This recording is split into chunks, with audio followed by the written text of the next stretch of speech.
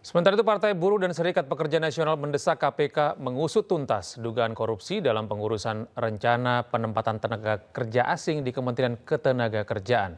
Tuntutan itu disampaikan saat unjuk rasa di KPK.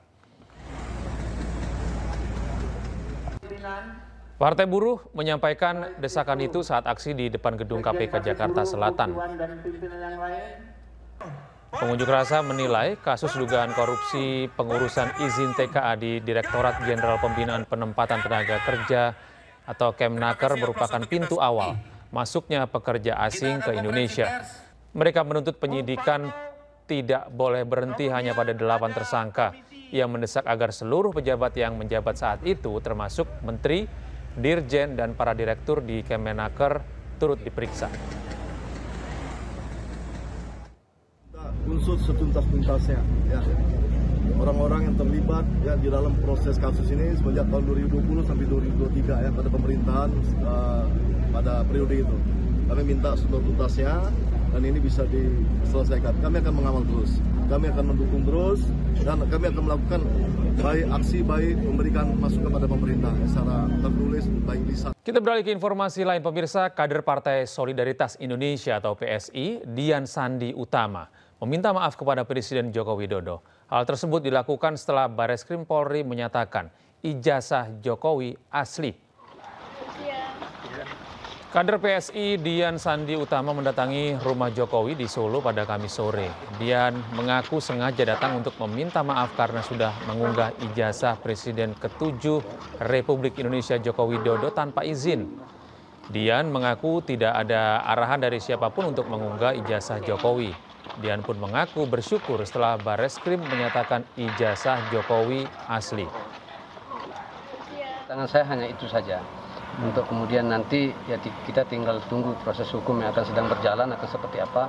Semua di luar daripada kapasitas saya untuk menjawab itu ya. Jadi memang tidak ada arahan dari Bapak atau Mas Kaisang untuk mengupload foto ijazah itu? Betul, tidak ada arahan sama sekali. Itulah kenapa saya datang ke sini untuk meminta maaf. Sidang perdana gugatan perdata terhadap Universitas Gadjah Mada terkait ijazah Joko Widodo terpaksa ditunda. Penundaan ini karena kehadiran dari pihak ketiga selaku penggugat intervensi.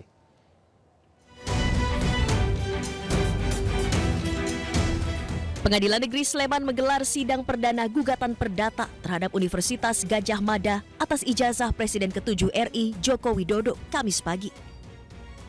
Majelis Hakim menghadirkan pihak penggugat yaitu advokat asal Makassar Komarudin dan perwakilan pihak tergugat dari Universitas Gadjah Mada.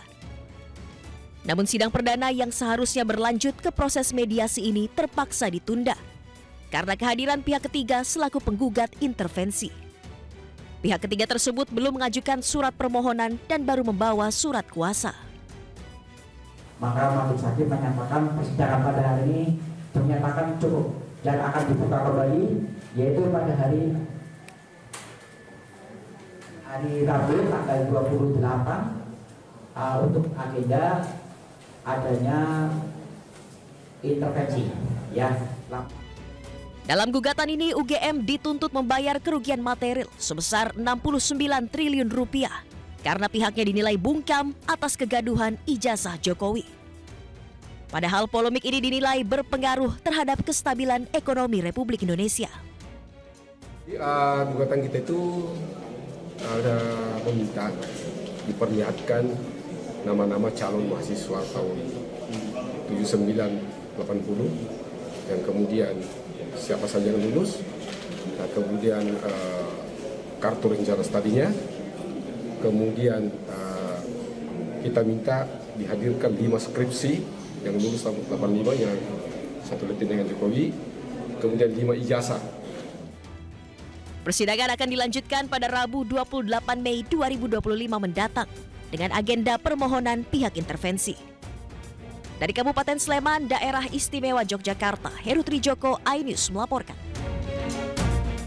Bareskrim Mabes Polri menyatakan bahwa ijazah strata 1 UGM milik Joko Widodo asli. Hal itu disimpulkan usai polisi meneliti ijazah Jokowi di laboratorium forensik.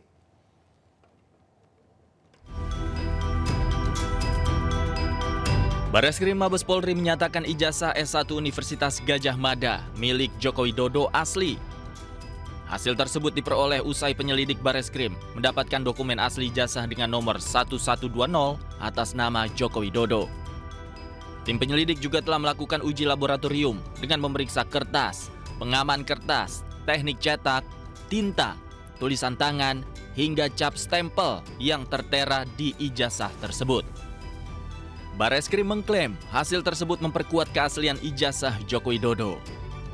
Penyelidik mendapatkan dokumen asli ijazah sarjana kehutanan nomor 1120 atas nama Joko Widodo dengan NIM 1681 KT Fakultas Kehutanan UGM pada tanggal 5 November 1985 yang telah diuji secara laboratoris. Berikut sampel pembanding dari 3 rekan pada masa menempuh perkuliahan di Fakultas Kehutanan UGM meliputi bahan kertas, pengaman kertas, teknik cetak, tinta tulisan, tinta tulisan tangan, cap stempel, dan tinta tanda tangan milik dekan dan rektor.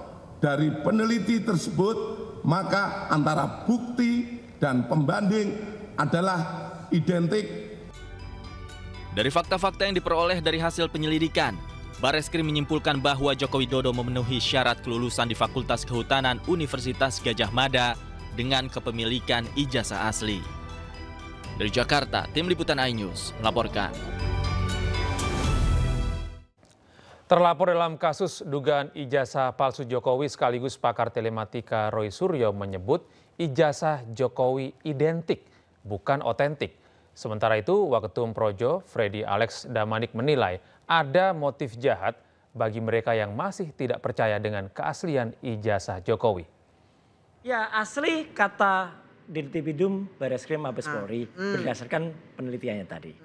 Tapi itu harap diingat, Mbak, kalau dikatakan memang ini belum final. Ini bukan keputusan yang final dan bundling. Ya. Keputusan final dan bundling itu adalah pengadilan. Jadi ini baru secercah kalau kata Bung Karno, ini baru sekrikil dari kehidupan yang ada. Jadi artinya apa yang ditemukan itu adalah alat bukti yang sudah dinyatakan oleh kepolisian itu adalah identik. Bukan otentik loh ya, identik. Identik berdasarkan apa? Berdasarkan identifikasi dari beberapa sampel yang ada. Mesti kita challenge nanti, sampelnya apa dulu. Ya gitu. Jadi sekali lagi bahwa ini merupakan satu bagian dari satu rangkaian proses.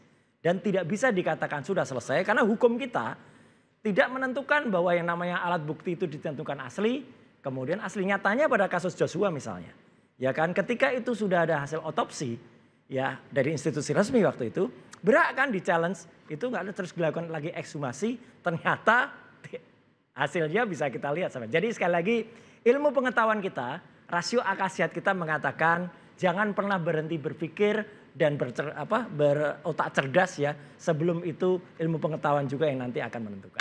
Jadi ada subjektivitas menurut Anda? Ada, jelas. Dalam penyelidikan ini? Loh jelas, sampai sekarang coba kita lihat apakah masyarakat percaya atau setuju kalau dinyatakan hanya dengan narasi ini asli, tapi buktinya belum pernah diperlihatkan. Siapa yang pernah lihat ijazahnya? Gak ada kan? Bahkan Pak Kasmujo aja belum pernah lihat ijazahnya. Masyarakat belum pernah lihat ijazahnya. Jadi gak apa-apa, itu kan hak beliau mau percaya mau enggak. Dan itu dijamin undang-undang. Identik bukan otentik katanya. Emang bahasanya memang identik, emang begitu hasil lab itu atau hasil analisis itu memang bahasanya identik. Ya, jadi yang mau saya sampaikan adalah justru dengan tanggapan Mas Roy dan kawan-kawan apabila begitu justru itu menunjukkan bahwa memang jelas mens reanya di sini. Jelas niat jahatnya. Wah, jauh banget, gak ada jahat, Mas. Sebetulnya kan sederhana ya membuktikan masalah ijazah ini kan sederhana lah. Undang-undang Sistem Pendidikan Nasional, Undang-undang Pendidikan Tinggi itu sebetulnya hanya pernyataan resmi dari kampus saja ini selesai. Tapi kita apresiasi Polri, ya Bareskrim yang sudah melakukan penyelidikan begitu lengkap, begitu sempurnanya. Ya, kemudian masih aja tidak dipercaya, tidak tidak diakui oleh Mas Roy dan kawan-kawan, lantas motifnya apa? Kan begitu kan? Ya silahkan saja kalau tadi. Motifnya apa menurut Mas Freddy? Ya tanya beliau lah yang motifnya yang tahu. Yang pasti motifnya tidak baik, niatnya jahat. Karena seperti saya bilang tadi, kampus yang mengeluarkan ya sudah menyatakan itu asli. Dikuatkan sekarang oleh Bareskrim setelah di Labkrim dan lain-lain. Kemudian masih tidak percaya, kan begitu. Nah, berarti di sini kan itu saya bilang tadi ada mens rea di situ. Nggak apa-apa. Beliau kembali lagi menantang, sila nanti akan dibuktikan di pengadilan. Pemirsa, polisi menggelar operasi premanisme di salah satu rusunami di kawasan Cengkareng, Jakarta Barat. Sejumlah orang yang diduga preman berkedok security ditangkap polisi.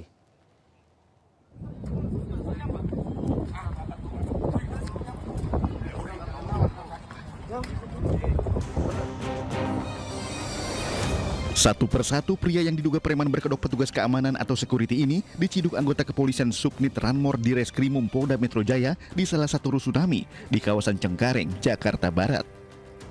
Meski beberapa di antaranya sempat menolak diamankan, petugas tetap mengamankan para terduga preman, termasuk seorang pria yang menjadi koordinator. 9 orang yang ditangkap kemudian langsung dimasukkan ke mobil polisi. Penangkapan dilakukan karena adanya laporan masyarakat yang resah dengan keberadaan sejumlah security yang melakukan pungutan liar selama bertahun-tahun. Garden City atau City Garden melakukan tindakan di situ karena ada laporan masyarakat yang diduga bahwa pelaku tersebut menguasai tanah atau halaman atau ruko yang diduga bahwa dia menggunakan cara-cara premanisme. Artinya premanisme itu sebenarnya mereka tidak punya hak di atas tanah itu. Untuk pemeriksaan lebih lanjut, terduga preman ini kemudian dibawa ke Polda Metro Jaya. Operasi Berantas Jaya 2025 akan terus digelar guna menekan aksi premanisme di masyarakat. Dari Jakarta, Miftahul Gani, iNews melaporkan.